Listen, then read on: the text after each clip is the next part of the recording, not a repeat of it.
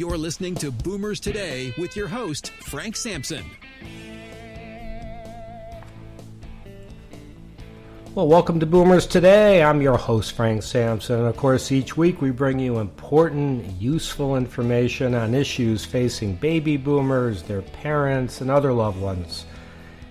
I want to just thank everybody for just all their support. I mean, our list of listeners keeps growing. We're very proud of our podcast and expansion on various radio stations throughout the country as well, and it's all because of you, so thank you so much for that. And it's because of the great guests we have, and we have another great guest with us today. We have with us Carrie. Carrie, I should have asked you how to pronounce your last name correctly. Is it Rogensky? It's Rogensky. Thank you so much for asking, Frank. Great. Okay, so we have with us Carrie Rogensky, who is the director of the Hummingbird Project by Sage Elder Care Solutions. Carrie combined her passion for elder care and the creative arts by becoming a licensed marriage and family therapist and registered drama therapist working with elders. She is also co-creator of Joyous Moments, meaningful activities to engage older adults. She is a proud advocate for the importance of finding and embracing joy throughout life. So, Carrie, thank you so much for joining us on Boomers Today. Really appreciate it. This is pretty exciting. Thank you so much for having me. I'm really looking forward to sharing our hummingbird beliefs with you today, Frank. It's great. I want to learn more. I love hummingbirds, first of all. Who doesn't? You know, I mean, Well, thank you. I'd actually love to tell you a little bit about the inspiration of the hummingbird, if I may. I would love to hear more about it, yes. Yeah. I don't know if you know this or not, but a lot of legends hold that hummingbirds actually possess magical qualities, and I often think of this myself when I see a hummingbird in my front yard or in my garden. And what I love about the visual of the hummingbird is that they really are about bringing hope and harmony to others. And they're also, of course, really energetic and quite a lot of fun. And the role of a hummingbird really is to pass from flower to flower, drinking the nectar and relishing in life and joy and beauty. So that's why we chose the term hummingbird. And I personally think it is absolutely the right way to describe who we are and what we do. I love that. So tell us more about the Hummingbird Project and how the idea of the hummingbird relates to your entire project. Thank you. So the Hummingbird Project was really born out of the firm belief that quality of life is as important as quality of care. And of course, in the elder care field, we hear a lot about quality care and quality of life. And at the Hummingbird Project, we really wanted to kind of focus in on three different areas as a project. So one area focuses, of course, the program and our one-on-one delivery of services. The other is our creation of engagement tools, and the goal of those engagement tools was to reach beyond the borders of where we serve as a program and to be able to share what we know about the impact of therapeutic activities and engagement with others through our therapeutic activity cards, Joyful Moments, which you referenced, and then also our activity kits. And then the kind of third area of focus for Hummingbird, the project, is education. So we're really focused on sharing what we know about engagement and the impact it has on our life and wellness, and really encouraging all of us, but specifically older adults, to make sure that they live their whole life through, and that no matter what the physical or cognitive challenges that might come your way, that joy is still the focus of life. So to tell you a little bit more about the program specifically, Frank, so we're a in-home therapeutic activity program, and we're really focused on providing life-enhancing recreation to people in the San Francisco Bay Area and Sacramento. We do focus our work on working with older adults, and most people find us when they have or a member of their family has a dementia diagnosis. So that's definitely our area of focus and our specialty. But I just also wanted to mention we do work with adults living with disabilities, and we've worked with people from all walks of life over the years. So really, anyone who has identified a quality of life need can utilize our services and our tools and our education to help bring more happiness and joy to life. So is your services in the Bay Area and Sacramento, and we'll also talk about how you can help people outside of this area, but before we get there, within the Bay Area and Sacramento, are you actually going to them, or are they coming to you, or both? That's a great question. So we come to you, and that to me is really a defining factor of the Hummingbird program. We bring our services to you in-home or wherever it is you reside. So many of our clients may live at home with family or professional caregiver support, but many of our clients also reside in assisted living or independent living communities, and we bring our sessions to them in their place of residence. So sessions are typically kind of 2 hours once or twice a week. And the best part is that the person doesn't have to worry about getting to and from a day center or to and from a place of gathering. We come to you to make it really easy, and so we can focus our energy on, and your energy on, enjoying the moment and the session. So somebody that's at home, and they maybe have a caregiver that comes in, just one person.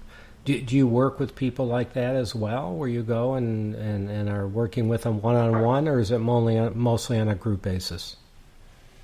Oh, great question. So almost all of our services are one-on-one. And again, that's an important differentiator about our program. So when I go to work with a client, Frank, I myself am preparing the curriculum for that person based on my knowledge of them and my relationship to them. And then I'm coming to their home and I'm creating that therapeutic activity session for them, delivering it, making sure to have any supplies we might need. Everything we do is highly planned and organized. And then I'm conducting the session and engaging in the experience with the person in their home. And we do offer group programs through the Hummingbird Project, but that's not our primary focus. Right. So, I know you know this, but I certainly have interviewed people. I actually interviewed the CEO of the AARP Foundation on a study that was done not that long ago about, being alone and the horrible effects that and depression and about being alone. So I commend you for what you're doing. I'm sure you've helped a lot of people, so you don't have that as much loneliness, and hopefully even helping to prevent depression. Maybe talk about that a little bit. Well, thank you so much for bringing that up. Social isolation is one of the number one reasons clients find the Hummingbird Project, and we're really focused on helping to combat the things you just mentioned, right? And to really build a relationship with the client, which I think is one of those magical Hummingbird qualities I referenced earlier, and that is that our program is relationship-based.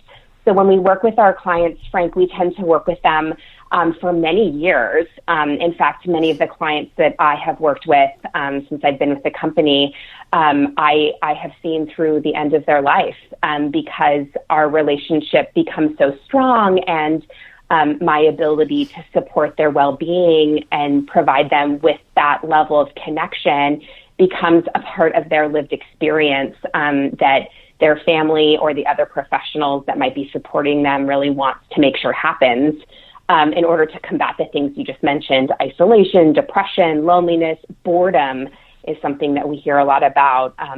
So there's many benefits to engaging in therapeutic activities. One of my favorites is what you're speaking to, and that is creating a positive social experience for the client. And making sure if that client is isolated and struggling to get out, that we're coming in and helping to make the world a little bit bigger and a little bit brighter.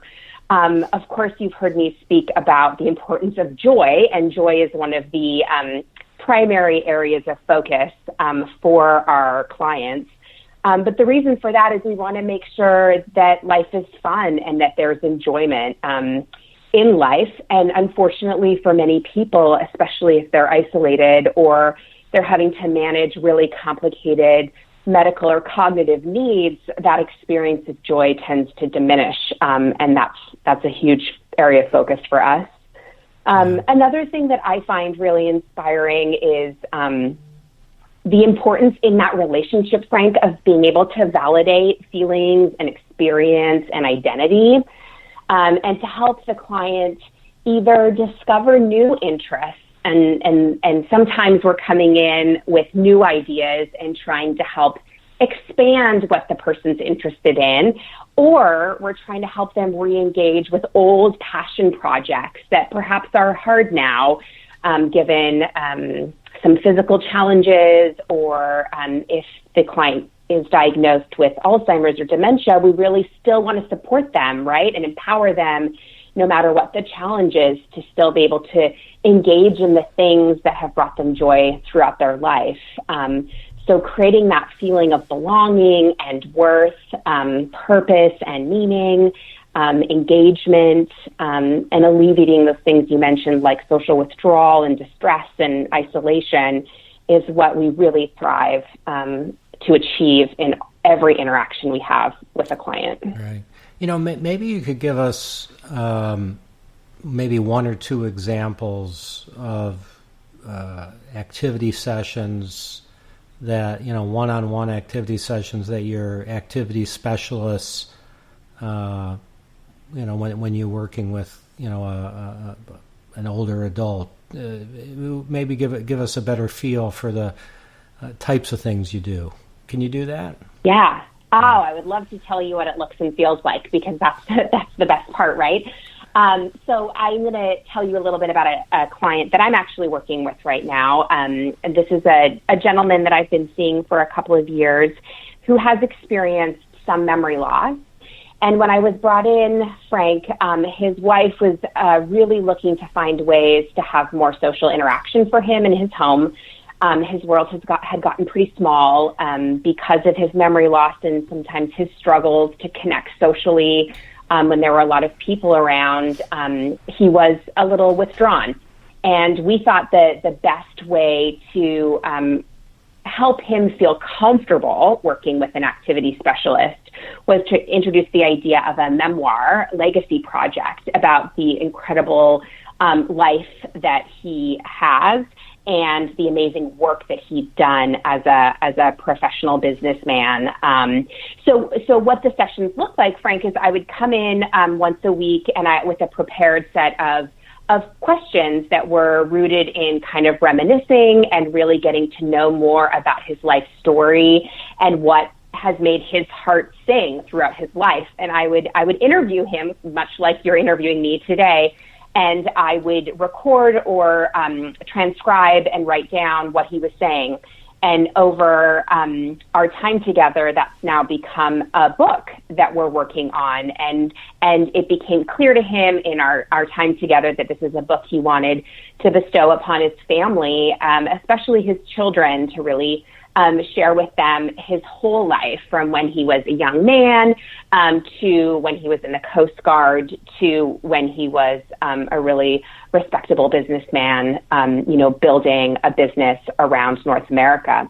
And so now we're working actually with a professional book designer and an editor, because it's so fantastic. He really wants the book to be of high quality, professional in nature, and he wants it to be something he can share with friends and family, but also with professional colleagues. And what I love about the sessions is we've been able to really reach kind of beyond his sphere. So we've been able to connect with old friends of his to gather pictures.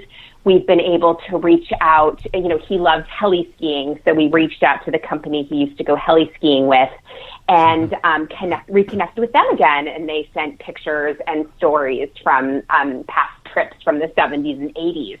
And we were able to interact with those people and then also add this content to the book, which we hope to have published either by the end of this year or early next year.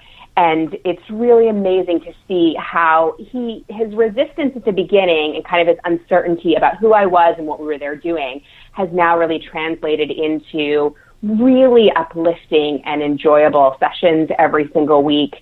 And I think it was my ability to really build a relationship with him, my constant devotion and interest in his story, no matter how many times he may have repeated himself, and also my ability to work with his memory loss and embrace that and to empower him around it. I love hearing his story. So if he repeats or shares the story several times, I enjoy that experience and I really reflect that back to him. And it's been able to allow us to create this project that is rich with meaning in his life. That's fantastic. So that kind of gives you a sense of one example. Absolutely. And so, Carrie, we're going to take just a real quick break just to recognize our sponsor. When we come back, I'd love to let people know how outside of the Bay Area and Sacramento, how they could utilize your services, and certainly share with everybody how they could get a hold of you. So we're just going to take a quick break and remind everybody that today's show is sponsored by Senior Care Authority, a senior placement and elder care consulting organization that has a national network of professionally trained and experienced local advisors to assist families in determining the right path for your loved ones. They'll discuss various long-term care options, whether it's in-home care, assisted living, memory care, nursing care, or if you just need an advocate to get some advice from, a local Senior Care Authority advisor can help you now. So for a free 30-minute consultation with an advisor in your area, contact Senior Care Authority at 888-809-1231 or go directly to their website at www.seniorcareauthority.com and you can find an advisor in your area. We're back now with Carrie Roginski, who's the director of the Hummingbird Project. Carrie, this has just been fascinating, and I really appreciate you taking the time joining us. And I know you said the work, more of the one-on-one work you do with families and older adults are in the Bay Area and in the Sacramento area. But I know you have a program where you can engage families throughout the rest of the country and maybe even beyond. I don't know. So maybe you could tell us a little bit about that. Well, thank you so much for asking, Frank. It occurred to us as the Hummingbird Project has grown over time that we needed to find a way to reach beyond our borders. And I'll also offer, I am from Canada. I grew up in Canada. So, of course, part of the need for myself was how do I share this great work that I have the privilege of doing with my family back home in Canada, and how do I support, my own family and my grandmother who's living with Alzheimer's disease? What tools and tricks and ideas can I share with my family to help them support her well-being and her quality of life goals? And so out of that was born our Joyful Moments therapeutic activity cards, because over the years, so many clients' families have reached out to us and really shared with us how hard it can be to have meaningful connection and conversation with their aging loved one, especially if that loved one can't remember them from visit to visit, or if because of Alzheimer's dementia, their personality has changed in a way that may make it hard for the adult child to relate to their parents in the way that they used to. And so Joyful Moments was really born out of this idea of wanting to put into the hands of professionals and family caregivers a tool that they could use when they go to visit their loved ones, so that they feel like they have something that they can rely upon and some structure and some ideas. So what we did, Frank, is we took so many of the activities we've been doing at Hummingbird for years. So I mentioned earlier this memoir project I've worked on with a client, but right. Our one-on-one sessions include armchair travel, a lot of arts-based experiences, crafts and hobbies, technology, music. The way that we create our curriculum for our one-on-one sessions is very eclectic because, of course, it's based on the client and the person we're working with. And so Joyful Moments contains some of our most favorite activities. And we really worked hard to make sure that Joyful Moments was user-friendly for the activity partner or the person initiating the activity, and that also that the ideas are adaptable to the client or the person's needs. So all of the activities were created for people with dementia in mind.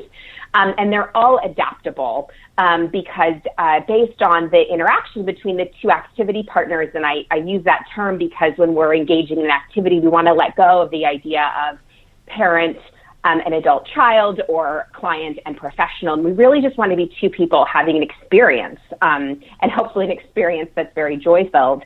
And so that's what the activity cards do. And they come in this great handy-dandy little deck.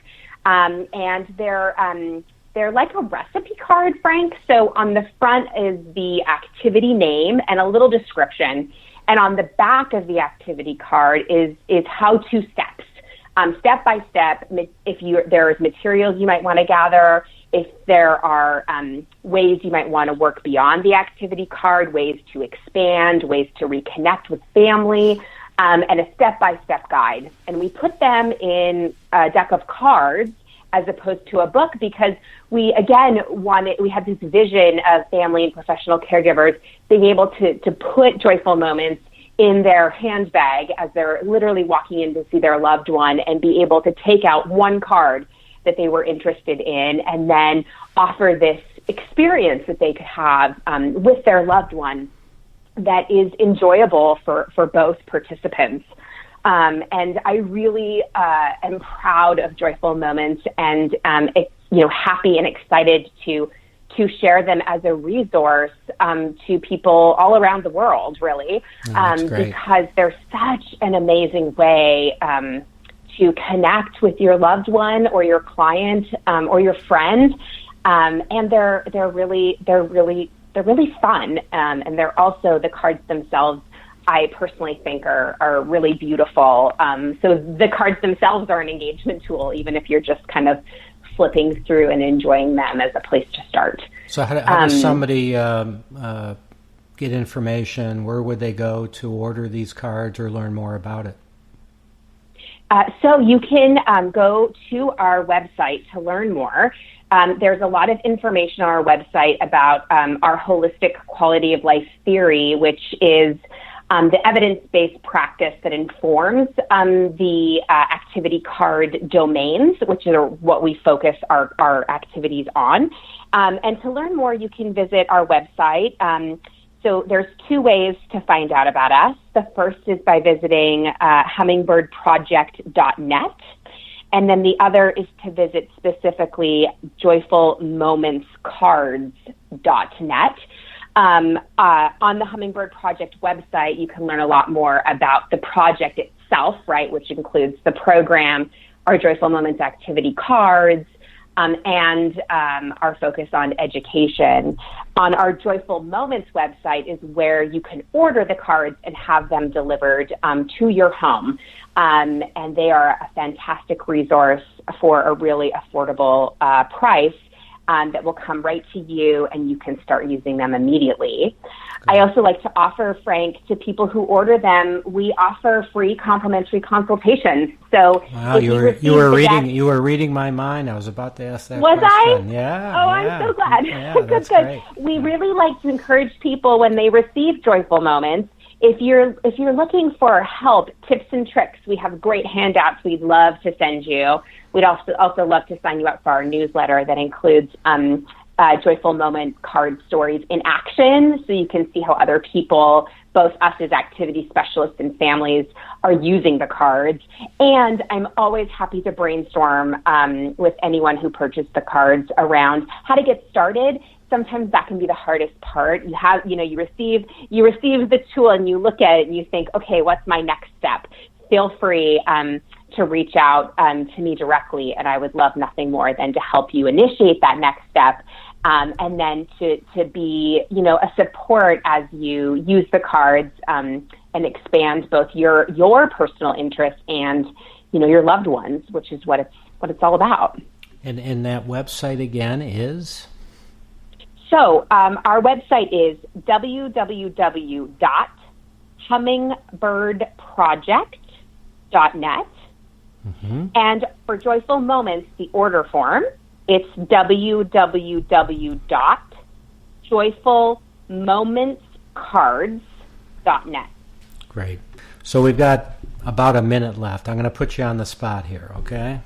All right. So okay. I'm ready. All right. So we got a family member that is at the beginning stages of their family caregiver for a loved one who's been recently diagnosed with dementia.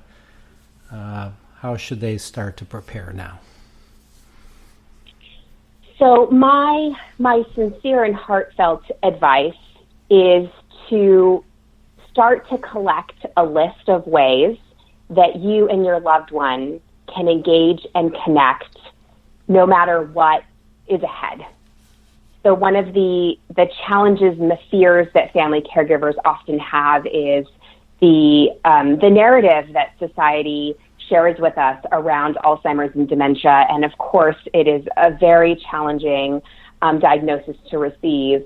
But what I like to do is say that in spite of those challenges, let's be sure we focus on the joy, and let's change that narrative, and let's make sure we have a list of positive ways we can engage, and a list of mom's favorite things, and a list of mom's favorite places to go to, and make sure as a family caregiver that you always find ways to engage in those past interests or discover new ones together. One of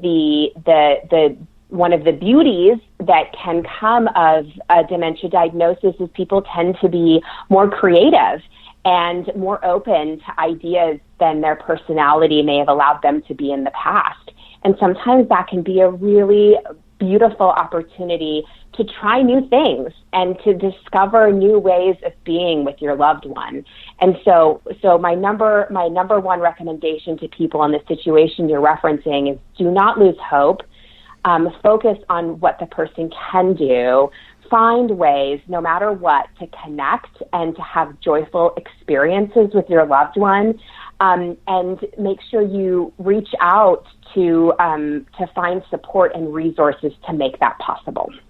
Great advice. Carrie Roginski, Hummingbird Project, check it out, hummingbirdproject.net. And Carrie, thank you so much for joining us on Boomers Today. Really appreciate it. It's been my pleasure. Thank you, Frank, and my thanks to Senior Care Authority for having me today. No, you're very welcome. And thank you, everybody, for joining us as well. Just be safe out there, and we'll talk to you all soon. You've been listening to Boomers Today with Frank Sampson. To learn more about today's show, visit boomerstodayradio.com and join us next time for another edition of Boomers Today.